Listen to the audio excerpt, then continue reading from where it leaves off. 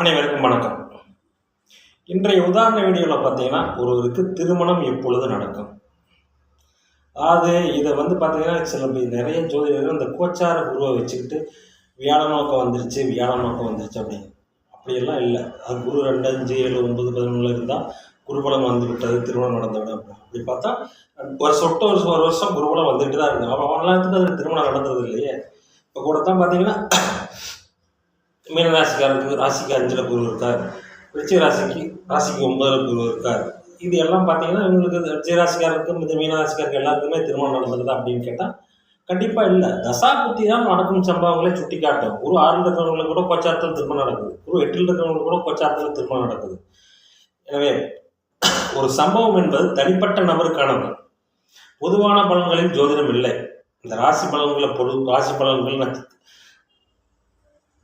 என்ற பொதுவான விதிக்குள் ஜோதிடத்தை சுருக்காமல் தனிப்பட்ட ஒரு நபருக்கு, ஒன்றா உலகத்தில் எத்தனையோ பேர் இருக்கிறாங்க, ஒவ்வொருவருக்கும் ஒவ்வொரு சம்பவங்கள் வெவ்வேறு விதமாகத்தான் நடக்கிறது.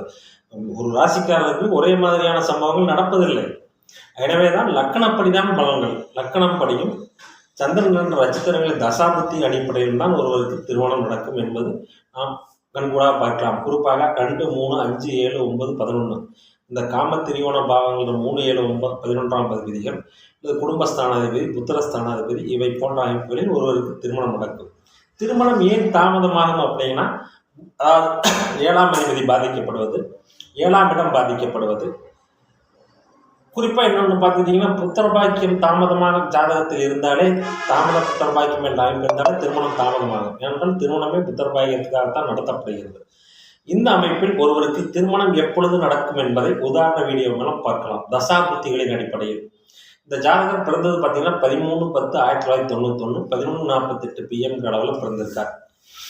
மிதுன லக்னம், தனுசு ராசி, மூல நட்சத்திரத்தில் இந்த ஜாதகர் பிறந்திருக்கிறார். பொதுவாகவே மூல நட்சத்திரம் என்றாலே ஆகாத நட்சத்திரம் என்று சில கூறுகள், அப்படியெல்லாம் இல்லை. நட்சத்திரங்களுக்குள் பலங்கள் என்று எப்போதுமே கிடையாது. 9 கிரகங்களும் 12 பாவங்களில் எப்படி அமைந்திருக்கின்றோ அதன் அடிப்படையில் தான் பலன். சரி, இந்த ஜாதகத்தில் பார்த்தீங்கன்னா லக்னத்தில் கேது, 3ஆம் இடத்துல குரு சுக்கிரன், 4ஆம் இடத்துல சூரியன், 5ஆம் இடத்துல செவ்வாய் புதன், 6ஆம் இடத்துல சந்திரன் ராகு, 8ஆம் இடத்துல சனி. இதுதான் இந்த ஜாதகத்தினுடைய கிரக அமைப்பு. இந்த ஜாதகர் இளமையிலேயே சுக்கிரதசை போயிடுச்சு. இந்த ஜாதகருக்கு ஏன் திருமணம் தாமதமாகுது அப்படின்னு கேட்டால், அதாவது குரு உபய இலக்கணங்களுக்கு மறைந்து வலுப்பெறுவது நல்லது என்ற அடிப்படையில் 3ஆம் இடத்தில் இருப்பது நல்லதுதான். ஆனாலும் அங்கே சுக்கிரனுடன் இணைந்திருக்கிறார். கலஸ்தரகாரன் சுக்கிரனுக்கு 3ஆம் இடம் முழு மறைவு ஸ்தானம். அங்கே பகை பெற்றிருக்கிறார். தனது பகைவரான குருவோடு இணைந்திருக்கிறார். பொதுவாகவே குருவும் சுக்கிரனும் ஒரு ஜாதகத்தில் நெருங்கி இணைஞ்சிருந்தாலும் இங்கு 1 டிகிரி வித்தியாசத்தில் இணைஞ்சிருக்காங்க, அல்லது ஒருவர் நேர் சப்தமாக பார்த்து கொண்டாலும் திருமணம் தாமதமாகும். ஏனென்றால் இவருடைய காரகத்தை அவர் தரவிட மாட்டார், அவர் காரகத்தை இவர் தரவிட மாட்டார். இந்த அடிப்படையில் இந்த ஜாதகருக்கு தற்பொழுது சந்திரதசை, குடும்பாதிபதி தசை நடந்திருக்கு. சந்திரன் ராகுவோட குருவனும் கிரகணமாக குறிக்க அந்த சந்திரன் குருவின் பார்வையிலும் இருக்கிறார். எனவே சந்திரன் ஓரளவுக்கு, அதாவது புதன் தான் சந்திரனை எதிரியாக பார்ப்பதை தவிர சந்திரன் புதனை எதிரியாக பார்க்க மாட்டார். 7ஆம் வீட்டில் நட்பு வீட்டில் இருக்கும் சந்திரன் குருவின் பார்வையில் இருக்கிறார்.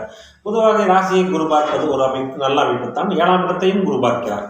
இப்பொழுது நல்ல வாழ்க்கை துணை தான் அமைய வேண்டும். 35 வயதாகியும் இன்னும் திருமணமாகவில்லையே, ஏனென்று கேட்டால் இந்த ஜாதகருக்கு, அதாவது குரு சுக்கிரன் இணைந்திருப்பது ஒரு காரணம்.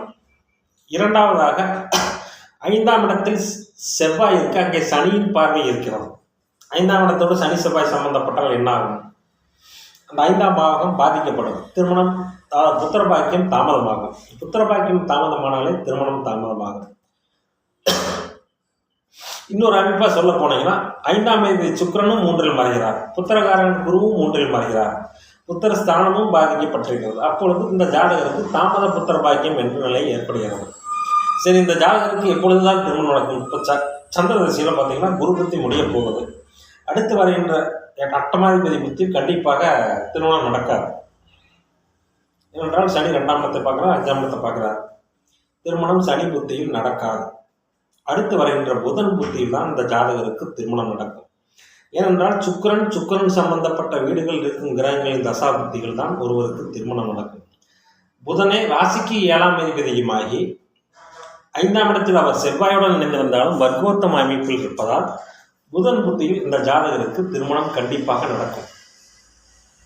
புத்திர பாக்கியம் அந்த புதன் புத்தியிலே இந்த ஜாதகருக்கு கிடைப்பதற்கான சூழ்நிலைகளும் உருவாகும்.